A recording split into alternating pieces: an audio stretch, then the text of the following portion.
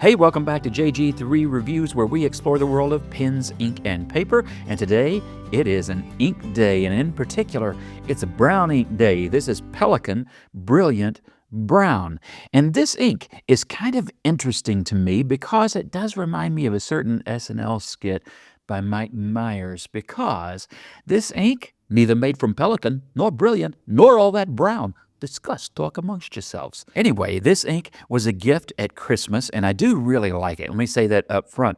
But it has surprised me in its color and its shading, and when we get to that chromatography, it surprised me a little bit there too. And looking around the old interwebs, I think I'm not the only one who has been surprised by what they've gotten. So we're going to look at this ink. We're going to look at whether or not it meets the expectation of what you thought you were getting. And then we're going to look at it very objectively in terms of how does it perform. We'll do a wetness test and a dry test and a test of several different papers. And I will compare it to a couple of other browns that will be coming up soon in reviews as well. So first, let's look over the bottle. You've seen this bottle before, right? Because almost everybody with a fountain pen knows the Pelikan ink bottle by shape, or some other brands, because bottles of this shape are used by a few different companies. It is a classic bottle, so you have a nice wide opening, little Pelikan logo there too while we're at it. It's made of nice thick glass. You can see the ink all up in there.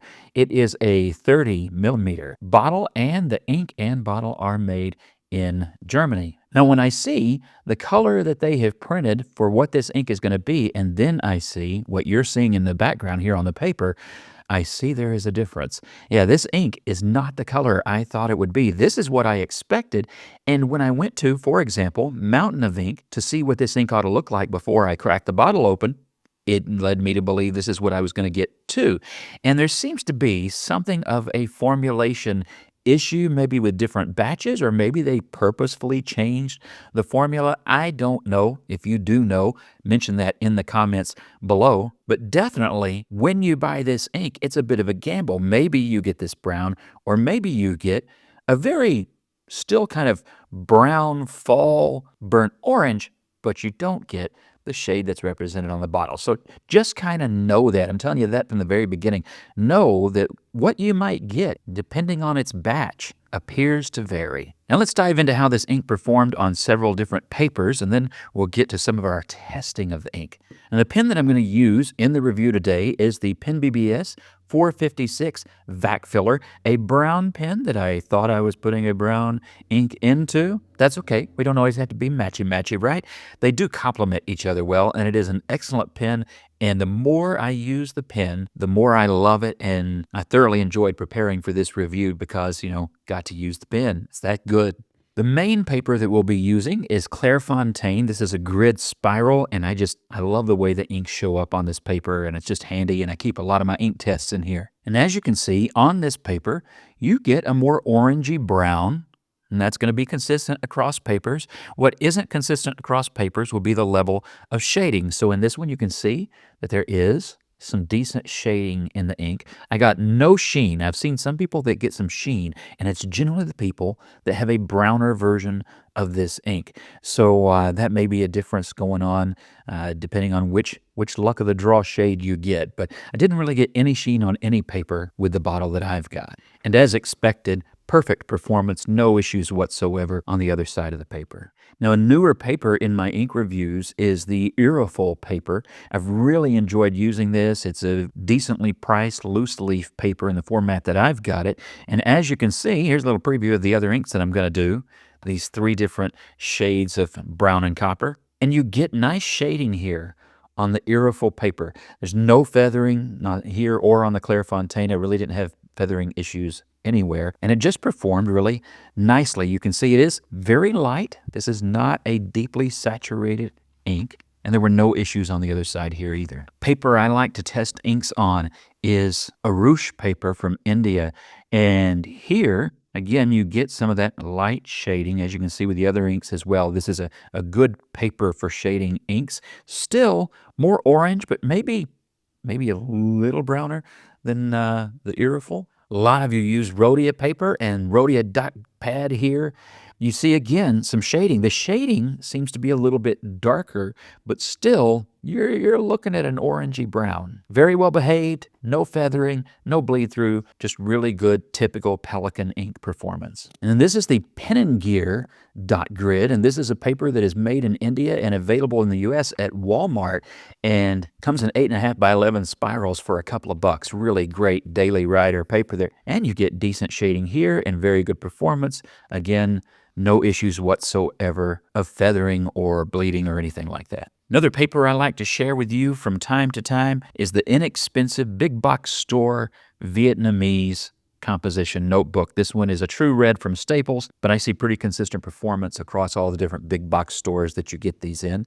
And it looks good here. Again, you have shading, maybe not quite as much contrast in the shading, but you do have it. Again, no feathering, and look there, other side, no issues. I mean, you can see a little bit of ghosting, but no bleed through whatsoever. And then old school Tomoe River paper.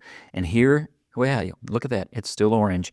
There is, again, really good shading and maybe brings out a little bit browner tone from the pen, but not in the swatch of the ink. And I find that interesting.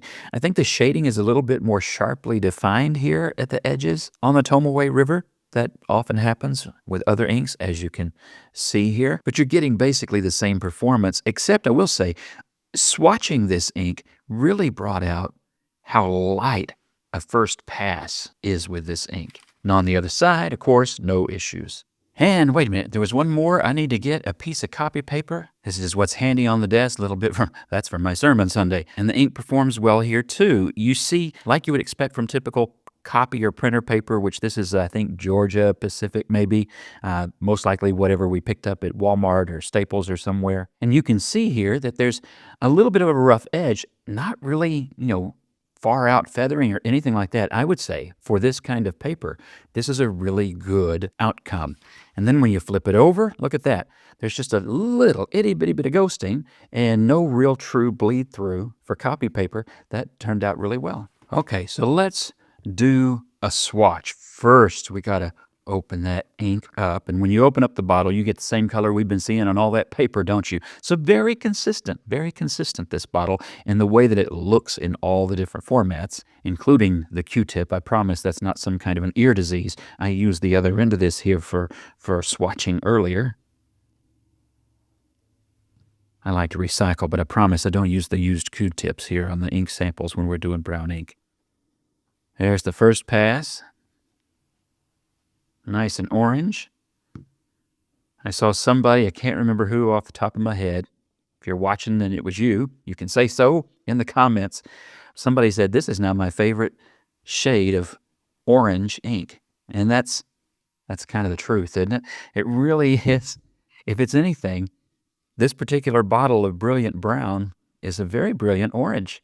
And I like orange ink, so, that's okay as far as that goes. But it is a surprise because that's not quite what I expected. Again, look at what's on the bottle and then look at what you get. And there would be this hint of orange in that brown, but there should be a bit of brown in this orange. I'm reminded now of a friend from Illinois who used to always say orange. You want some orange juice? That's all I'm going to hear now the rest of the time that I'm filming this. If I say it out loud, my apologies. All right, let's do our dry times while we wait for that swatch to dry. And today we'll be timed by Casio. Not a sponsor, just a good watch. All right. We'll do 5 seconds. And that's still pretty wet. 10 seconds. And that's still pretty wet. Let's try 30 seconds. 30 seconds. And now that's nearly dry, just not quite. So let's try a minute. And after a minute, dry as a bone. And I did find, this is a coated paper. On uncoated papers, it dried, I'm going to guess, about 30% faster. Speaking of that little grid, how about we do a water test? Now for this, I used just plain but distilled water. And I used distilled on purpose. I figure that since distilled water likes to pull things like minerals, etc., from objects, that it's going to be a tougher test. All right, I have given that about a minute and a half to give us a good wetness test. You're really going to try not to let your papers get wet longer than that. You're going to try and dry them off as fast as you can. I'm going to dab this and we'll see whether or not it it comes off. Well, that's almost magic, isn't it? That does come off. You can't read the word test very well there at all. This should say Quick Fox. Now, I never use the Quick Brown Fox around here. I just put a Quick Fox. Why did I do that? Because honestly, shouldn't this be called Fox Glove or Red Fox? That's sure what it looks like to me. Anyway, that fox ran. It's not here anymore. So do not count this as any kind of a water-fast ink, which Pelikan does not brand it as anyway, so that's kind of to be expected, but it's also good to know for sure. Now, looking here at the chromatography, we get even more insight into this ink. Look at that.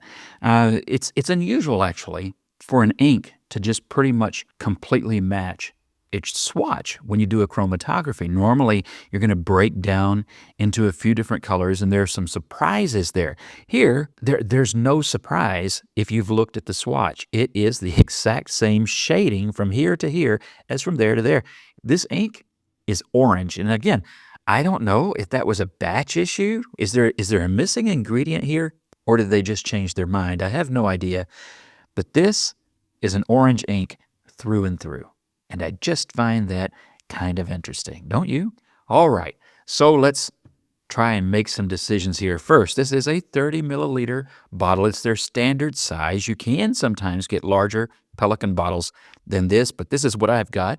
And this 30 milliliter bottle is typically running about $11 here in the US right now. I see it sometimes cheaper. I certainly see it in other countries cheaper. If you are in the EU, you can get a really good deal on this ink. So then the question just comes down to, do you like this color? Now for me, I do. I like the color. It's an interesting one. It's a really good fall ink. It's not at all what I would have expected, as I've mentioned, but I keep mentioning that because you need to know that when you go get this ink. You are either going to get this or you're going to get this. And if you get this once and you really like it, you don't even know that that's what you'll get again from what I'm seeing in feedback from other customers. So that's interesting. I don't know what the deal is with that, but there you are. Keep that in mind. Make sure that you're going to like it, whether you get the brown version or the orange version, and then you'll be happy either way. That would be my recommendation on wanting to buy this. And why would you buy it when there's that risk? Pelikan performs well. And really, their standard ink line, their 4001 ink line, is pretty consistent in its behavior, even if it's not consistent in its color in this particular ink. I tend to buy Pelikan inks because I know they're going to be fine with my pens. I know that they're going to be fine with my paper, and they're reliable. And then on top of that, Pelikan Royal Blue is a really great standard blue if you like that sort of thing. And their dark green is one of my favorite greens. So there you go. Brilliant Brown. It might be a little bit brilliant, but brown? Puh, who knows? As always, thank you for watching. Share your opinion on this ink or any other that you might like instead in the comments below. God bless you and have a great week.